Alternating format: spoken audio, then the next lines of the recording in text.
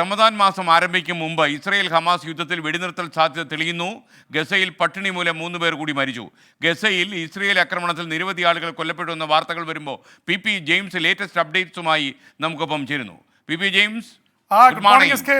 Hi hi hi hi എന്ന് വിളിച്ചത് ജെയിംസിന്റെ കൊമ്പണി ഞാമക്കൽ എന്നുള്ള പ്രദേശമില്ലേ, അതിന്റെ ഒരു സ്വാധീനം കുറയാൻ വേണ്ടിയാണ്.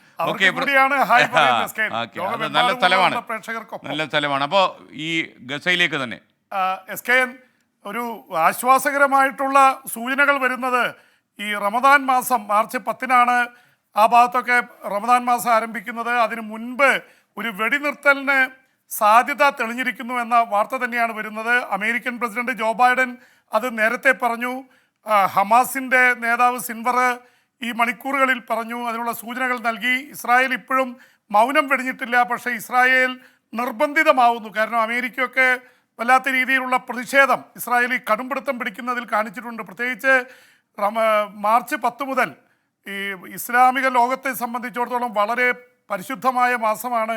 ആ സമയത്തൊരു യുദ്ധം ഒരു തരത്തിലും അംഗീകരിക്കാൻ പറ്റില്ല. 200 കോടി വിശ്വാസികളെ സംബന്ധിച്ചിടത്തോളം അത് വലിയ ഒരു മാസമാണ്. ആ മാസത്തിൽ പ്രത്യേകിച്ച് അൽ-അഖ്സ പള്ളി സ്ഥിതി കൊള്ളുന്നത് ഇസ്രായേലിൻ്റെ ബോർഡറിലാണ്. അങ്ങോട്ട് അൽ-അഖ്സ പള്ളിയിലേക്ക് കയറണമെങ്കിൽ, ആ പ്രദേശത്തേക്ക് കയറണമെങ്കിൽ ഇസ്രായേലിൻ്റെ അനുവാദം വേണം. അപ്പോൾ യുദ്ധം നടക്കുന്ന സമയത്ത് അൽ-അഖ്സ പള്ളിയിൽ പോയി പ്രാർത്ഥിക്കേണ്ടതുണ്ട്. പ്രത്യേകിച്ച് മെക്കയും മദീനയും കഴിഞ്ഞാൽ ലോകത്തിലെ ഇസ്ലാം മത വിശ്വാസികളെ സംബന്ധിച്ചിടത്തോളം 3ാമത്തെ പള്ളിയാണ് അൽ-അഖ്സ പള്ളി. അപ്പോൾ അങ്ങനെ അടക്കം ഒരുപാട് കാര്യങ്ങളുമായി ബന്ധപ്പെട്ട് കിടക്കുന്ന ഇസ്രായേലും പ്രഷറിലാണ്. കാരണം ഇനിയും പ്രകോപിപ്പിച്ചാൽ കൈവിട്ടു പോകുമെന്ന് ഇസ്രായേലിന് അറിയാം. പക്ഷേ ഇസ്രായേൽ പ്രധാനമന്ത്രി ബെഞ്ചമിൻ നെതന്യാഹു ഹമാസ് കീഴടങ്ങുന്നത് വരെ യുദ്ധം നടത്തുമെന്ന് പറഞ്ഞുകൊണ്ടിരിക്കുകയായിരുന്നു. എന്തായാലും അമേരിക്കൻ പ്രസിഡന്റ് ജോ ബൈഡനൊക്കെ വല്ലാത്ത പ്രതിസന്ധിയിലാണ്. കാരണം അവിടെ വെടിനിർത്തൽ ഉണ്ടായില്ലെങ്കിൽ ജോ ബൈഡൻ പ്രൈമറി തെരഞ്ഞെടുപ്പിൽ, അവിടുത്തെ പ്രത്യേകിച്ച് മിഷിഗണിലെ തെരഞ്ഞെടുപ്പായിരുന്നു, അദ്ദേഹം രക്ഷപ്പെട്ടു. പക്ഷേ അവിടുത്തെ അറബ് വംശജരായിട്ടുള്ളവരുടെ വോട്ടിനെ പോലും ബാധിക്കുന്ന തരത്തിലേക്ക് കാര്യങ്ങൾ മാറിയിരുന്നു.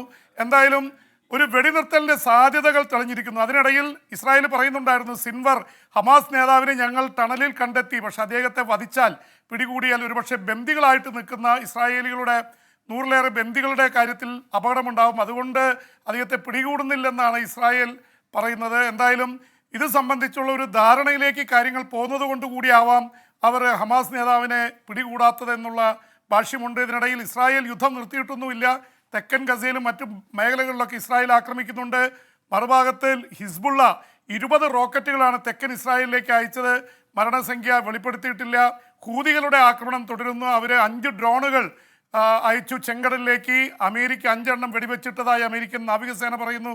അങ്ങനെ യുദ്ധം ഈ ഒരു തരത്തിൽ തുടരുകയാണ്, മറുതരത്തിൽ അത് വെടിനിർത്താനുള്ള സാധ്യതകളും തെളിയുന്നു. യുദ്ധവും സമാധാനവും എന്ന അവസ്ഥയിലാണ് കാര്യങ്ങൾ. ജെയിംസ്, മറ്റൊരു കാര്യം, റഷ്യയിലെ പ്രതിപക്ഷ നേതാവായിരുന്ന അലക്സി നവൽനിയുടെ സംസ്കാരം നാളെ നടക്കും എന്ന് വാർത്ത വരുന്നു. അതിൻ്റെ വിശദാംശങ്ങൾ എന്തൊക്കെയാണ്? ഫ്രൈഡേ എന്നാണ് പറഞ്ഞിരിക്കുന്നത്. അത് ഇന്ന് രാത്രിയാവാം, നാളെ ആവാം. എന്തായാലും ഒരു കാര്യത്തിൽ ആശ്വാസമായി. റഷ്യയുടെ ഏറ്റവും കൂടുതൽ ആരാധിക്കപ്പെടുന്ന പ്രതിപക്ഷ നേതാവ് അലക്സി നവൽനി ജയിലിൽ മരിച്ചിട്ട് ഏതാണ്ട് 10 ദിവസം കഴിഞ്ഞിരിക്കുന്നു. എന്നിട്ടും സംസ്കാരത്തെ സംബന്ധിച്ച് ഇപ്പോഴും തർക്കം നിലനിൽക്കുകയായിരുന്നു. ഒടുവിലിതാ തീരുമാനമായി. അവരുടെ റഷ്യയിലെ ഫ്രൈഡേ എന്നുള്ള രീതിയിലാണ് അവർ പറഞ്ഞിരിക്കുന്നത്. സ്വാഭാവികമായിട്ടും ഇന്ത്യയിൽ അത് നാളെ പുലർച്ചയ്ക്ക് ആയിരിക്കാം. അപ്പോൾ എന്തായാലും സംസ്കാരം നടക്കുമെന്നാണ് അറിയിച്ചിട്ടുള്ളത്. നേരത്തെ അവിടെ സിമിത്തേരികൾ പോലും അതുപോലെ സിമിട്രികൾ അനുവദിച്ചിരുന്നില്ല. എവിടെ ചെല്ലുമ്പോഴും അലക്സി നവൽനിയുടെ പേര് കേൾക്കുമ്പോൾ റഷ്യൻ ഭരണകൂടത്തെ പേടിച്ചിട്ട് അവർ അനുമതി നിഷേധിക്കുകയായിരുന്നു. ഒടുവിൽ ഒരു സിമിത്തേരിയിൽ അത് അടക്കാൻ തീരുമാനമായി. അന്താരാഷ്ട്ര സമ്മർദ്ദവും അതിന് കാരണമായിട്ടുണ്ട്.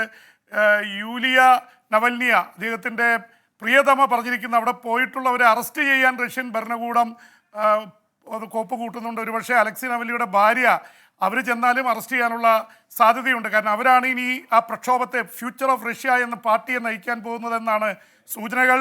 അമേരിക്കയും അതുപോലെ തന്നെ പാശ്ചാത്യ രാജ്യങ്ങളും അലക്സി നവൽനിയുടെ മരണത്തിൽ റഷ്യൻ പ്രസിഡന്റ് വ്ളാഡിമിർ പുടിനെ കൊലപാതകി എന്ന് വിളിച്ചതിനെ തുടർന്ന് അദ്ദേഹം വല്ലാത്ത ക്രോധത്തിലാണ്. ഇപ്പോൾ സ്വാഭാവികമായിട്ട് അതിൻ്റേതായിട്ടുള്ള പ്രശ്നങ്ങൾ ഉണ്ടാവാം. ഒപ്പം തന്നെ ഒരു റഷ്യയിൽ നിന്ന് വരുന്ന വലിയൊരു വാർത്ത, അത് ഇന്ത്യയെ കൂടി ബാധിക്കുന്ന വാർത്തയാണ്. പ്രത്യേകിച്ച് അവിടെ എണ്ണ കയറ്റുമതി ചെയ്യുന്നത് റഷ്യയിൽ നിന്ന് നിരോധിച്ചിരിക്കുന്ന അടുത്ത 6 മാസത്തേക്ക് എന്ന വാർത്ത വരുന്നു.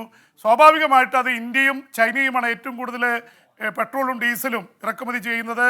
അത് എണ്ണയുടെ വില കൂടാൻ കാരണമാവും.